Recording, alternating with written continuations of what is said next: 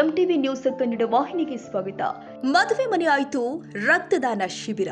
ಹೌದು, ನಿನ್ನೆ ಸೋಮವಾರ ನಡೆದಿರುವ ಮದುವೆ ಕಾರ್ಯದಲ್ಲಿ ಮಧುಮಕ್ಕಳಾದ ಯಶವಂತ್ ಹಾಗೂ ತನುಜಾ ರಕ್ತದಾನ ಮಾಡುವ ಮೂಲಕ ಈ ಬಗ್ಗೆ ಜಾಗೃತಿ ಮೂಡಿಸಿ ಎಲ್ಲರಿಗೂ ಮಾದರಿಯಾಗಿದ್ದಾರೆ. ಶಿವಮೊಗ್ಗದ ಗುಡ್ಡೇಕಲ್ ಸಮುದಾಯ ಭವನದಲ್ಲಿ ಈ ಮದುವೆ ನಡೆದಿದ್ದು, ಹುಡುಗ ಮತ್ತು ಹುಡುಗಿ ಮನೆಯವರಿಗೆ ಒಪ್ಪಿಸಿ ರಕ್ತದಾನ ಶಿಬಿರ ಆಯೋಜನೆ ಮಾಡಲಾಗಿತ್ತು.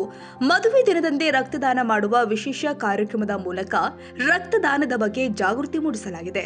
ಸಂತೋಷದಿಂದ ಪುಣ್ಯದ ಕಾರ್ಯ ನಡೆಸಿರುವ ಎರಡು ಮನೆಯವರು ಬೇರೆ ಸುಶಿಕ್ಷಿತ ಕುಟುಂಬಗಳಿಗೆ ಮಾದರಿಯಾದರು.